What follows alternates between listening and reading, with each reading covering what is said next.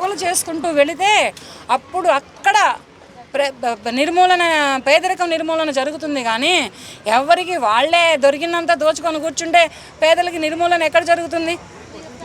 నిర్మూలన అయినటువంటి పేదరికం ఎక్కడా లేదు. పేదరికం పేదరికమే, ఉన్నోడు ఉన్నోడే, కొట్టుకునేవాడు పోసుకునేవాడు పోసుకుంటానే ఉంటాడు, వెనక మళ్ళా ఉన్నోడు ఉన్నట్టే ఉంటాడు, లేనోడు లేనట్టే ఉంటాడు. దత్తత తీసుకోమని చెప్పు, ఏ సీఎంనైనా ఏ పిఎంనైనా కొన్ని గ్రామాలేంటి, కొన్ని వీధులేంటి, కొన్ని ఏరియాలేంటి, ఒక స్ట్రీట్ తీసుకోమని చెప్పు. అక్కడ దాకా దేనికి? ఒక స్ట్రీట్లో ఎంతమంది పేదవాళ్ళు ఉన్నారు, ఎంతమంది నిర్భాగ్యులు ఉన్నారు, ఎంతమంది తిండికి లేక ఉండటానికి లేక ఎంతమంది ఎటువంటి బాధలు పడుతున్నారు అనేది తెలుస్తుంది. వస్తున్నాయి మొత్తం కలిపి వీళ్ళ బ్యాంకుల్లో దాచుకొని వీళ్ళు స్వార్థంగా ఉంటే పేదరికం నిర్మూలన అనేది ఎప్పటికీ ఎక్కడో జరగదు. అది ఉన్నోడికి లేనోడికి సమాన న్యాయం అనేదే కదా రాజ్యాంగం యొక్క ఉద్దేశం. మరి దీని గురించి సమాన న్యాయం ఎక్కడ ఉంది? ఓహో, ఇప్పుడంటే అన్నావు కానీ అబ్బాయ, ఇంకెప్పుడు అన్నమాక అబ్బాయ. పేదోడు వచ్చి నీ ఇంటర్ డ్రెస్ కట్టుకొని వచ్చి కొడతారు. పేదోడుకున్నంత బలము, సత్తా, పట్టుదల, ఐక్యత ఉన్నోడి దగ్గర ఉండదు. నా ఇంటికి బోల్డ్ అంత సెక్యూరిటీ ఉంటుంది, పెద్ద పెద్ద గేట్లు ఉంటాయి, పెద్ద పెద్ద డ్రిల్స్ ఉంటాయి, పెద్ద పెద్ద గోడలు ఉంటాయి. నా ఇంటికి 10 మంది కాపలాలు ఉంటారు, నా దగ్గరకు వచ్చే ఇది ఎవరు లేని చెప్పేసి వాడు గుండె మీద చెయ్యేసుకొని పడుకుంటాడు. కానీ పేదోడు అట్ట కాదు. తెగిడిచాడా తెడ్డే లింగం, అయితే ఐసా పోతే పైసా, వస్తే ప్రాణం పోతే ప్రాణం, ఈ రకంగా పేదోడు ఉంటాడు. కానీ పేదోడి దగ్గర ఉన్నంత నీతి నిజాయితీలు ఉన్నోళ్ళ దగ్గర ఎవరి దగ్గర ఉండవు. మెయిన్ రాజకీయ నాయకులు అసలే ఉండవు. ఇది రాజ్యాంగం గురించి నువ్వు అంత మాట్లాడుతున్నావు కదా, ఏ రాజకీయ నాయకుడు రాజ్యాంగంలో సరిగ్గా ఉన్నాడు? ఒక మాట చెప్పు. ప్రస్తుతానికి ఇప్పుడు ఉన్న 29 రాష్ట్రాల సీఎంలు, మన ఇండియన్ కంట్రీ పిఎం, ఎమ్మెల్యేలు, ఎంపీలు, వార్డు కౌన్సిలర్తో సహా ఎవరున్నారో ఒక్కళ్ళని తీసుకురా. మీరే అన్నారు కదా ఇంతకుముందు, పిఎం నిస్వార్థంగా పనిచేస్తున్నాడు అని చెప్పేసి. నిస్వార్థంతో చేస్తున్నాడు, చేయట్లేదని నేను అనట్లేదు.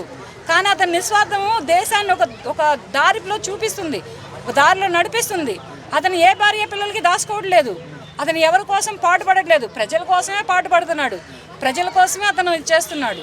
అంతేగాని ఇక్కడ సీఎంలు పిఎంలు ఉన్న సీఎంలు ఎమ్మెల్యేలు ఎంపీలు ఉన్నంత స్వార్థం ఇప్పుడు ప్రజెంట్లీ ఉన్నటువంటి పిఎంకి అయితే లేదు.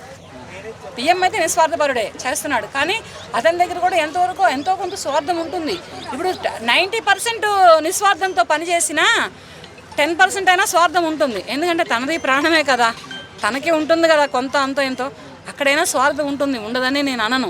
కానీ మరీ అంత స్వార్థంతో అయితే లేదు. నిస్వార్థపరుడైనప్పుడు మరి రాజ్యాంగంలో అందరికీ సమాన హక్కు కల్పించినట్లే కదా. మరి అతని పని అతను చేస్తున్నాడు.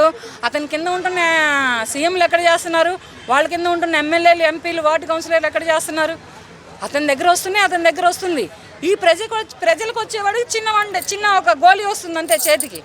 ప్రజలకు వచ్చేటప్పటికి ఎంటీ పేపరో లేకపోతే చిన్న పెన్సిలో చిన్న ఒక బెల్లం మొక్క వస్తుంది. కానీ ఈ పిఎం దగ్గర నుంచి వచ్చే నిధులు మొత్తం ప్రజలకు అందట్లేదు కదా. పిఎం దగ్గర ఉన్న నిస్వార్థం మొత్తం ప్రజల దాకా రావట్లేదు కదా. మరి ఇక్కడ ఎవరికి వాళ్ళే నిస్వార్థపరులే ఉంటున్నారు. కానీ ఇక్కడ ఎవరికి వాళ్ళే స్వార్థపరులే ఉంటున్నారు. కానీ నిస్వార్థపరులు అనే వాళ్ళు ఎవరు ఉండట్లేదు ఇక్కడ. ఇటువంటప్పుడు నువ్వు ఏం చెప్తావు? ఎక్కడ ఉంది రాజ్యాంగం? ఇప్పుడు చెప్పు నువ్వు. రాజ్యాంగం సమాన హక్కులు సాధించిన వాళ్ళు వేరు. వాళ్ళే మొన్న దాకా గవర్నమెంట్ ఆఫీసుల చుట్టూ తిరగలేక నేను ఫ్రీడమ్ ఫైటర్ని ఒంటరి వాడు అయిపోయిన తర్వాత తిరగలేక అల్లాడి ఆకులు వేసి వాళ్ళ చావులు చచ్చిపోయారు. పట్టించుకోరు ఇక్కడ. గణతంత్ర దినోత్సవం వస్తున్న సందర్భంగా మరేం చెప్తారు? నేనేం చెప్పను ప్రస్తుతానికి. ఇంకో మాట చెప్పనా నీకు, ఈ రిపబ్లిక్ డే అంటే నాకు తెలియదు. నాకు తెలియని నేనేం చెప్తాను? అవును తెలియదు. నువ్వు అంటే చదువుకున్నా నీకు తెలిసిద్ది, నేను చదువుకోలేదు అబ్బాయా, నాకు తెలియదు నిజంగా. రిపబ్లిక్ డే అంటే వెళ్ళలేదు. వాడిని నేను కొట్టుకుంటూ తిరిగా. స్కూల్కి వెళ్ళకుండా ఎవరుంటారు? చదివామో అయిపోయింది. కానీ ఇక్కడ మీరు చిన్నప్పుడు స్కూల్లో ఎలా సెలబ్రేట్ చేసేవాళ్ళు రిపబ్లిక్ డే? జెండా పెట్టేవాళ్ళు, ఒక చేసిన ప్రాణత్యాగిని ఒక ఫోటో పెట్టేవాళ్ళు. వల్లభాయ్ పటేల్, గాంధీనో, లేకపోతే పొట్టి శ్రీరాములు, లేకపోతే ఝాన్సీ రాణినో. అంబేద్కర్ గారిది కూడా పెట్టేవాళ్ళు. అంబేద్కర్ గారిది పెట్టేవాళ్ళు, ఝాన్సీ రాణిది పెట్టేవాళ్ళు, తర్వాత భగత్ సింగ్ది పెట్టేవాళ్ళు. ఇలా ఎవరి దగ్గర ఎవరి అభిమాన అటువంటి ప్రాణత్యాగుడు ఆ రోజుల్లో ప్రాణత్యాగం చేసి దేశానికి రక్షణ తీసుకొచ్చారో వాళ్ళ అభిమాన ప్రాణత్యాగుడు ఫోటో పెట్టుకొని ఆయనకు ఒక దండేసి ఆయన దగ్గర ఒక కొబ్బరికాయ కొట్టి చాక్లెట్లు, బిస్కెట్లు, కేకులు పంచేవాళ్ళు.